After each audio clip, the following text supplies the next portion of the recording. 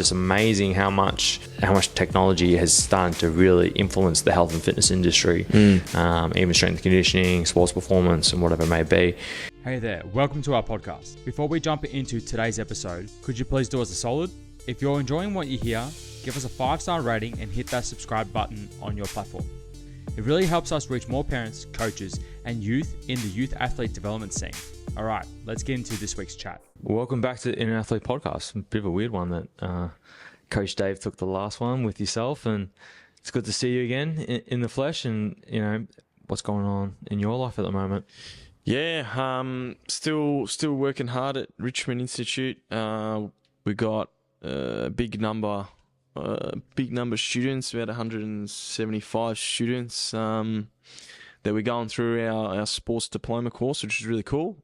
So we're actually about to sort of move into term 2, which is all about sort of sports technology. So that's why I thought to actually have a good conversation about that today as well, because we know that technology can be quite helpful in our field, and it'd be good to have a little discussion about it with you, man. Yeah, and then it can be quite daunting. As well, because there's so much technology available now. You might see ads for velocity-based units, training apps. Everyone's jumping on the technology bandwagon. AI now, actually, AI, AI programs. You can ask ChatGPT. That's right. But I guess let's go to the context of how does technology helped strength and conditioning? How has it helped improve performance? How is it helping programs elevate itself to another level compared to what has been previously done in the past? Yeah, so strength and conditioning, and we go for that context. So in fitness, we typically use technology to help with testing. The way that we train, so monitoring our training, and also as a teaching tool or a coaching tool. So they're sort of the main areas and what we use it for. And a lot of those areas we'll dive into, but the main reason for the use of technology is to try and monitor and track progress. Really, that's what it comes down to: tracking progress, seeing where the athlete is. We would then formulate a program. And then over a certain amount of time, we may use that sort of test or technology in order to set or measure where that athlete is. But technology is getting really good now that we can actually monitor training in real time, using whether we use video footage, whether we use certain technologies like velocity-based training that you just mentioned before, and we can sort of dive into that a little bit more. But there's so many different ways that we can use it, but they're sort of the main, areas we would use it. In terms of examples, for those that are listening, have probably seen, for example, let's use the AFL Combine, right? For the Australian listeners, we know that typically before an AFL player is drafted, they go through a battery of physical tests, yeah? And in order for them to for the scouts and for the coaches to see what their physical abilities are like, think about the 20-meter sprint that they have to do. So they want to know how quick are they in that acceleration phase of sprinting, and what do they use to time it. They don't use a stopwatch, because a stopwatch won't be that accurate, because someone pressing that button could press it quicker, faster. Human error. There's human error to it, right? So there's a couple dominating sort of businesses that sort of have those technologies across the professional field. There's Vold Performance. There's another one called Swift Performance, and they have what we call like a laser sensor system. So when the player breaks the laser beam or whatever it is that it senses, it trips the starting time, and then as soon as they get to the end of the gate, or the end of the 20 meters, the time will stop, and it gives you pretty much the most accurate result that you can. It's the same sort of systems they use, for a 100-meter sprint or a horse race or whatever it is, right? So you can't really rely on a stopwatch in order to get an accurate result. Same with accurate and consistent. And it has to be, in order for us to, ensure that what we're tracking we need to make sure that it's reliable and accurate, right? If it's not reliable and you test that person again, the protocol, the technology you use, or how you do it, the protocol and how you set it all up, it all has to be pretty on top of it in order for that to be accurate over a long period of time. But yeah, just using some of that's one example of some of the technologies that you might use, in sort of the AFL combine testing. Obviously they'll look at that number, and what they'll do is they'll compare that to other athletes, other players, and obviously the type of the reason for those numbers is to match them up against other pieces of data through other players, other teams, other previous competitions, and where do they sit. So that's one area that we want to test, okay, to see where the athlete is and where they measure up against others, right? Yeah, then I think with the AFL Combine is because it's just a one and done. It's comparable to, as you mentioned before, to other players that are entering the Combine as well. Coaches, I want to see how fast you are, and also compare you against players of a same position as well, right? So if they've got their eye on you, say they've looked at your game footage and they just want to make sure that you are quick as you are on the field, or you're quick enough to play that specific position, then they're like, all right, cool, tick that box, we can move on to the next metric in that sense. So in that environment, it's competition to others, but I think with us, it's competition with self. For sure. So we like to use it here in terms of, every 6 weeks, we'll do a 2-week testing period where we'll actually use the same tests and repeat. And then we want to see progress over a period of time, because they're with us over a sustained or a long period of time. So a 6 months, 12 months, 18 months, whatever it may be, we want to see continual gradual improvements. Or what we want to see is what's actually happening. If the testing results are the same, if not got slightly backwards, we need to ask more questions about that as well. So maybe it's the time of the year. So what I mean by that is it might be exam times for a lot of our youth athletes. So stress is high, their motivation to train is low, they're not recovering as well, their sleep might be poor. So their testing results, their output is going to be reduced. Fatigue is going to be higher. That's right. Okay.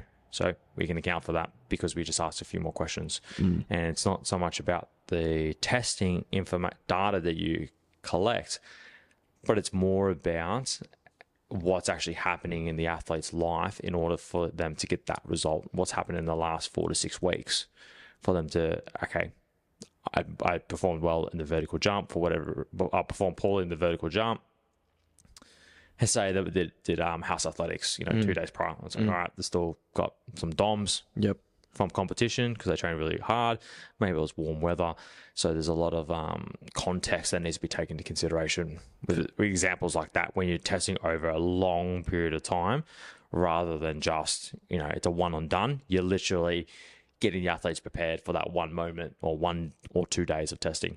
That's right. And that's what's so good about being a part of a program like this. We're not the only ones that do it, but, having a support system where we can continue to test and monitor and adapt where we can, which is really good. So, that's us touching on the testing side of things. There's obviously some other pieces of technology that we can test. So things like force plates, there's some other bits of like Nord boards, there's jump mats. So there's things that can, test your strength levels, your power levels and things like that. So there's some sort of tests that we use as well. There's one more context as well, and we didn't discuss this, is actually a return to play. Yeah, for sure. Yep. So when you've got testing data of an athlete over a long period of time, and this is more from a club level than anything else. So Richmond Football Club would be a prime example. So they've done preseason testing. Say, for example, they get injured in round 6 or something like that. And then you got to try and bring up their fitness levels. So they've got to pass some sort of fitness requirements or fitness hurdles in order to come back into play or be at least eligible for selection. Correct. As well. If they can't do that, or they're not within 5%, 10% of what their preseason data was, it's like, all right, they need a bit more time in order to get back up to that to that level. So it can be used in more the return to play or the return to train setting as well. And then the other part is it can be used more in allied health. You know, as you mentioned before, Nord boards, there's like the same company does like the adductor one. That's right. They do the force frame. the force frame. Yep. And they do abduction, adduction. And there's going to be more devices coming out over time to specifically test isometric output, and then looking at the differences between the left and right side, or the limbs, the lower body and the upper body as well, to see if there is a difference. If there's a dramatic difference, yes, we've probably got to close that gap. If there's a small difference, look, at the end of the day, we're always biased to one side. So just you got to take it with a grain of salt sometimes. Yeah, knowing the base level of fitness is what we, as you know, when we're programming, we're always wanting to achieve better. We want to get better. We want to keep going. We're going to keep improving, whether it's getting stronger, faster, fitter, all those sort of things. But there is a time where we do need to know your base fitness level, because if you do have a drop off, like getting injured and things like that, well, we've got the test results there, and we know that as we rehab and return to play, and you know, you're recovering from your injuries, we're sort of trying to get you back to that base fitness level. And because we've got the data to show, hey, this is the number that you were getting before you got injured, now you've built back up to that point, and now we're probably right to go back into the fitness, or we actually want to get full it back. Training load, Getting back into full contact, all that sort of stuff. And you've probably heard a lot of stories out there with a lot of the athletes have, you know, major injury. It might be they're 12 months out from ACL or whatever, and typically they want to come back not at that base level. They want to come back so much better than they were before, right? And that's something that I think a lot of athletes, and you've probably heard out in there, you know, you think of people like Derrick Rose in NBA, Kobe Bryant, all these people, when they had their major injuries, ACL, Achilles tendon tear, all this stuff, they came back to base level. They knew where they were at, but then they wanted to actually get even stronger, fitter, faster before they even came back to training. Anyway, that's a little bit off topic, but it gives you a bit of an idea of how important the testing side of things is. I think another area, which is the training side of things, which is really cool, is that we can actually monitor athletes right there and then in their training. And a couple of the big technologies that we use is, first, our iPhones, right? We use our iPhones or our phones, those who have a camera on their phone. Yeah. So I was about to say I'm an Android user. That's right. I forget. It doesn't matter what phone you use, guys. It's all good. But if it's got a camera on it, it is so valuable, right? So we utilize it a lot with our athletes. Like, we'll get them to do, you know, whether it's a squat, a deadlift, bench press, doesn't matter what exercise they're doing. If we think that the technique is a little bit off and we're giving them some cues and it's just not sort of working the way that we thought it would, a lot of people learn really well by not just your verbal, but your visuals, right? So if I video an athlete doing a barbell squat, and maybe they're just not, or actually deadlifts are probably even better example. At deadlifts, you know, we know that deadlifts, we need a really nice, strong, neutral spine, you know, really strong positions, right? And if their back is rounded and curved and they just don't really know what I'm talking about, I'm saying, hey, straighten your back, bring your shoulders back, but they're not too sure what I'm talking about. As soon as I video them doing it poorly, and then maybe an example of what it looks like when it's good, it sometimes like just clicks for them straight away. Like, oh, is that what I look like when I do that exercise? And I'm like, yeah, see where your shoulders and where your back's doing. Hey, can you do it this way or that way, or try this? And then typically you get them to do it a couple more times, show them now the footage straight after you've sort of fixed it and given a couple cues and pointers to get it better. And they're like, oh, wow, this looks really, you know, give them lots of encouragement, showing them on the video, look what you just got to. In just one or two video footage that I showed you, you've now been able to, you know, achieve what we're trying to get you to achieve. Then you layer that with how does it feel? Does it feel easier? Does it feel stronger? Do you feel your legs more? Whatever it may be. So you've got the objective feedback from the actual footage itself, then you got subjective feedback, because they might be able to tell the difference between, oh, now I get what you mean by, having more of a neutral spine, be able to squeeze my armpits, whatever the cues that you used, trying to rectify it. Then you add in the filming.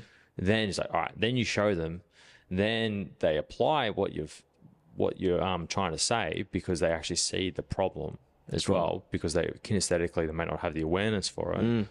Then they can provide that feedback. It's like, all right, now it actually feels better. We use it quite a lot actually here. I'll film the athletes, especially if they're doing Olympic lifts. Yeah, I think that's where it has its real place. Yep. Trap bar dead's a big one as well. Bench press, not so much. Usually we just kind of give them just like a cue to hit a certain point in the chest, and it cleans up pretty quickly. For sure. With the Olympic lifts, so we do like, I completely blank. We do like more of like a sequence of movements that are like, low pull, high pull, hang power, front squat, whatever it is. Yep. I've been using that with a couple of our higher level athletes here, and it's been really good because they can actually see the minor differences now in terms of the bar path and in terms of, getting that rebend with the knees as well. Yep. So with Olympic lifting, you have what's called a double knee bend. So if the bar is below the knees, your shins are a bit more vertical. As the bar starts traveling a bit above the knee and above, your knees will start to translate forward. Correct. And then you get like that loading of the patella tendon a lot more. So hence that's the double. So your knees will bend once at the bottom position, then you're rebending them, and that allows them to get a lot more leg drive as well. And then you can see where the bar position is for them as well. And then by pointing that out specifically for them in the footage, you'd be like, how did the first rep feel compared to the third rep? Yep. You ask that feedback first, then you can show them this is why your first rep felt better than your third rep, or whatever it was happening. And then it kind of reinforces the learning component of, all right, I need to do this, get into this specific position. And then as a result, they just move on by and they just continue to practice that. It's so good. And I love the slow-mo action, or the slow-mo function as well on the phone, because you can put it all in slow-mo, so then while you're talking through it, they can see it. Especially fast movements, like you said, the Olympic lifts, mate, it's a quick movement, and you can make a little adjustment and it throws off the whole movement. So if you can sort of video that slow-mo or in paused positions and sort of talking through it, 100%, it's such an effective tool. Yeah, and it just helps them to understand the sequencing a lot more of what needs to occur when the bar's in a specific position. Definitely. As well. And the kids love it.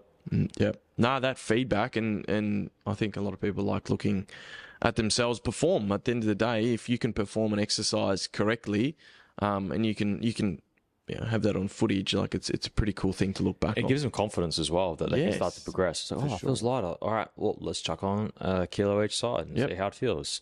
Just do the exact same thing as well. So, felt the same, if not a little bit better. All right, cool. Chuck on another kilo, see how it goes.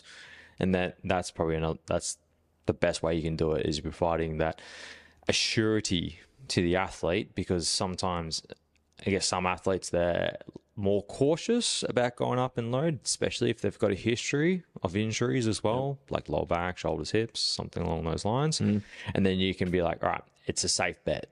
Definitely. As well. And then obviously with VBT, using it for like deads and squats, which we'll talk about soon anyways. But I think with utilizing, measuring the velocity or how fast the bar is moving, you can provide that feedback as well really quickly. Hey, is it moving, faster than we initially wanted to? Hey, you got to go up and wait. There you go. No, there you go. That's another one. That's like, that's another monitoring tool that we have as well, which is really good that you mentioned the VBT. For anyone who doesn't know, velocity-based training. It just pretty much tracks how fast you're moving, and that's a really cool piece of technology that we use as well to monitor their progress in sessions and also over time. And we'll actually do another podcast on that and go into depth of how do we actually use this other high-tech stuff in order to monitor training. But with all the upside that we've said, there's some real bad downsides to it as well. So yeah, for sure. I mean, I think another thing as well is like, without the coach, technology's nothing. It's useless Without the feedback. Without the feedback, without someone to interpret this data, right? So if I was to measure a 20-meter sprint or how strong you are, well, if you don't have a coach or someone to actually compare that to, other points of data, then it's useless, right? And you've not, like we said with the video, anyone can video themselves doing an exercise, but not everyone has the expertise in order to interpret what they're seeing, what they're hearing, what they're, what the changes are. If they're positive, are they negative? Do you know what I mean? Yeah, that's happening at the moment on social media. A lot of coaches will be like, "Oh, send your videos through of your lifts, like squat, bench, dead, Olympic lifts, whatever it may be." Right. So this is more for like Gen Pop. Yep. And a lot of the time, people are really seeking the feedback but don't know what to do. So that's when I think AI is really going to start playing more of a role in terms of artificial intelligence is going to play more of a role in terms of being more of a coach than anything else. But to some degree, like I think our jobs are going to be safe. I think there's only so much information and then so many factors that you can input that are going to give you a specific output. I think in terms of program writing and all that jazz, there's already people doing that on ChatGPT. Like it's writing meal plans. Yeah. Already. Yeah, it is. Yeah. It's kind of, it's not scary, but it's kind of just amazing how much, how much technology has started to really influence the health and fitness industry, even strength and conditioning, sports performance, and whatever it may be, to really kind of get these incremental gains, which I think is just like, they're so small, but they're very like significant as well. So, well, I will say this though, timing gates, can be annoying. Can be really annoying. So we bought a set of timing gates. They were from overseas. Unfortunately, we've had so many issues with them, and I think they were just poorly designed and poorly put together. Like when they worked phenomenally. Like, boom, boom, boom, boom, boom, boom. Like you could get through athletes really quickly. I think I spent, it was maybe close to $1,000 for it. And then the gates we use at the moment, and we've got other gates on back order. They're the Skills one, SKLZ ones. Yep. They're like $150. I'm like, they work like a charm. But it's a little bit fiddling around to get it going. But once it's set, it's just reliable. It's just simple. Yeah. So technology, it's funny how like the cons, there is so much more coming out. So the cons will be less cons. There'll be less cons coming out. Yeah, for sure. Technology will get better. These new timing gates are coming out. They don't have the reflector sensors. Yep. And apparently they're just as reliable as the ones with the reflectors. So, Timing Mate, if you want to, this is the company who will sponsor us. Yeah. But yeah, we use their velocity-based systems here as well. Yeah, that's awesome. And the other part is, I think you can't discount like old technology as well. Right, for sure. So with Melbourne Swimming Club, we use a tape measure for broad jumps. I'm like, you see it in the combine, they have their own tape measure they use in the NFL. Yep. We use it for broad jumps, triple broads. We use it for single leg triples. Yep. Here, still works like a charm. It's reliable. It's repeatable. Yep. We use it for med ball chest pass as well. It's reliable, repeatable. It's simple to use. Quick pack up system. Well, not system, but quick setup, quick breakdown, and it allows us to get data that on a budget as well. So for any like coaches out there, there are going to be alternatives out there that you can purchase. That are going to allow you to get good data and be able to repeat it as well. And you don't have to spend a fortune. Yep. No, I agree.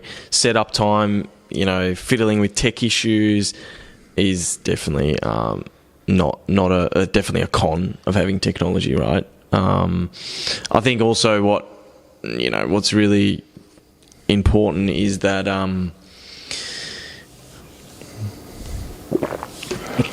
when we use technology, you do have to have a coach that knows what they're doing. We've got hours and hours of coaching experience. We've seen thousands of athletes doing the same exercises. It's going to take us seconds in order to make adjustments, to be there for the athlete, give them direct feedback. But if you need to rely on setting up a video or rely on setting up a certain technology, speed gates. If someone doesn't look fast, and a lot of it's technical based, well, the speed gate isn't going to tell the athlete how to run faster, how to improve their technique, how to, run faster. At the end of the day, the coach has to be able to help with that. So again, the tools is something that helps our own coach's eye. So we've got an experienced eye that can have a look at an athlete, how they move, how they sprint, how they jump, how they, perform exercises. But the technology is just there as a tool for us to just try and portray the what's happening in front of them with a little bit more engagement, whether that is using numbers, whether that's using a video, whether it's using some sort of graph or whatever it is.